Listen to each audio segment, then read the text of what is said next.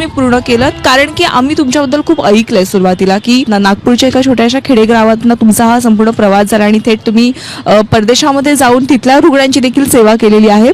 तर या संपूर्ण प्रवासाची सुरुवात कशी झाली? स्त्रीचे जे सगळे पैलू असतात त्यातला सगळ्यात मोठा पैलू आणि शक्ती ती म्हणजे ती फार स्ट्रॉंग असते, ताकदवर असते. आणि मला वाटतं हेच एक कारण असतं की ती कुठलंही ध्येय जर मनात आणलं तर गाठू शकते. हेच एक आहे. आणि मी खूप लहान असतानापासून माझ्या मनात हेच होतं की मी डॉक्टर व्हावं आणि तसं माझ्या आईवडिलांनी मला प्रोत्साहन दिलं आणि त्यांनी माझ्यासाठी ते खेडेगाव सोडून एका शहरात आलेत आणि मी मुलगी असूनही त्यांनी मुलीला एज्युकेट केलं, शिक्षित केलं.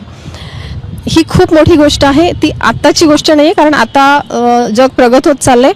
मी इथून 30 वर्ष आधीची गोष्ट सांगते. म्हणजे इथून 30 वर्ष आधी